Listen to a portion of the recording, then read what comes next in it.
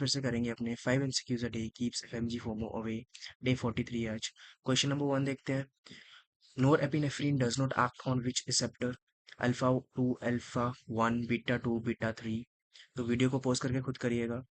जो अपना नोरएपिनेफ्रिन है, हम लोग यूज करते हैं कार्डियोजेनिक शॉक के लिए। कार्डियोजेनिक शॉक मतलब acute heart failure with hypotension, और vasodilatory shock, septic shock, neurogenic shock. Norepinephrine अपन एनाफाइलेक्सिस के लिए यूज नहीं करते, एनाफाइलेक्टिक शॉक के लिए।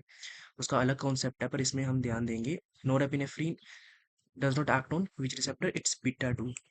नोरएपिनेफ्रिन act on alpha 1, alpha 2, beta 1, beta 3। Beta 2 पे एक्ट नहीं करता, ठीक है।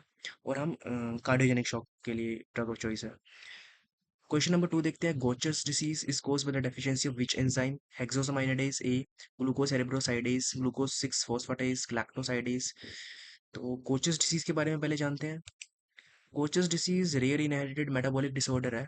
Body cannot break down fatty substances, तो they build up in the spleen, liver and bone marrow. इसमें हिपैटोस्प्लीनोमेगाली हो जाती है, ठीक है।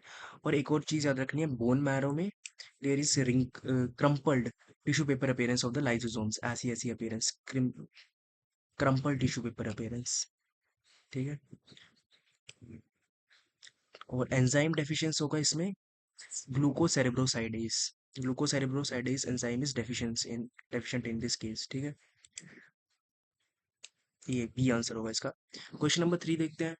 Another name, location and function of cardiolipin. तो इसका आंसर होगा बी। कार्डियोलिपिन का अनदर नेम होता है diphosphatidyl glycerol. It is present in the location in inner mitochondrial membrane. Inner mitochondrial membrane में तो ईटीसी, इलेक्ट्रॉन ट्रांसपोर्ट चेन में इसका काम आता है, ठीक है। Cardiolipin, diphosphatidyl glycerol, inner mitochondrial membrane and electron transport chain में इसका फंक्शन है, ठीक है। हाँ, एक्सप्लेनेशन भी ये इसका स्ट्रक्चर है कार्डियोलिपिन में। Basically glycerol, glycerol trihydroxy propane. तो डाइपालमेट ऑयल, ये दो ग्रुप आ गए ना इसमें। डाइफॉस्फेटाइल ग्लिसरॉल, पालमेट ऑयल नहीं, फॉस्फेटाइल ग्लिसरॉल, ठीक है। क्वेश्चन नंबर 4 देखते हैं। सेरामाइड इज, सेरामाइड, सॉरी एक सेकेंड, हाँ, ceramide is fatty acid plus ethanolamine. तो सिफालिन होता है, फैटी एसिड प्लस सेरीन, ये भी नहीं है। फैटी एसिड प्लस फिंगोसिन, ये है। Ceramide is fatty acid plus sphingosine, ठीक है। क्वेश्चन नंबर 5 देखते हैं। Opposition to passive stretching is denoted by paratonia, rigidity, spasticity और रिजिडिटी। तो ऑप्शन रिपीट हो गया है, इसकी जगह शायद टोन था। हाँ, इसकी जगह टोन है। Option D are tone, TONE।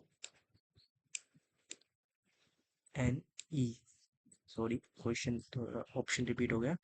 Opposition to passive stretching, passive stretching के बारे में जानते हैं सबसे पहले। पैसिव स्ट्रेचिंग होती क्या है? पैसिव स्ट्रेचिंग में हम external force is a method where an external force like a partner, rope, ये ऐसी type, we use a partner, external force is used in it.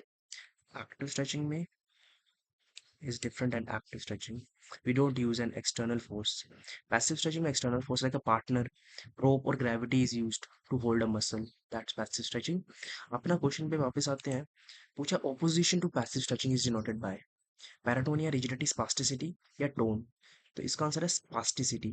ये सारे टर्म्स एक दूसरे से सिमिलर हैं, पर कुछ कुछ डिफरेंसेस हैं, वो डिफरेंसेस हम जानते हैं। ऑप्शन, अपने क्वेश्चन का आंसर है spasticity, opposition to passive stretching. Passive stretching में अपन एक्सटर्नल फोर्स का इस्तेमाल कर रहे हैं, पार्टनर, प्रोप या ग्रेविटी का। स्पास्टिसिटी आंसर है। बाकी ऑप्शन के बारे में जानते हैं, ठीक है। Muscle tone basically not specific to opposition but kind of level of tension. Muscle tone tension, but it is not specific to that passive stretching, ठीक है। Opposition to passive stretching. Rigidity के बारे में जानते हैं, सिमिलर टू स्पास्टिसिटी है, but rigidity के case में क्या है कि it is not velocity dependent. अपना जो स्पास्टिसिटी है, spasticity is velocity dependent, rigidity is not velocity dependent, ठीक है। और पैराटोनियन के बारे में जानते हैं। Paratonia is hypertonia, increased muscle tone, ठीक है। मसल टोन जब हम बोलते हैं तो मतलब टेंशन के बारे में बात कर रहे हैं, resistance to movement, involuntary resistance to passive movement, dementia में देखते हैं, ठीक है। तो अपने इसका फिफ्थ क्वेश्चन को फिर से देखते हैं।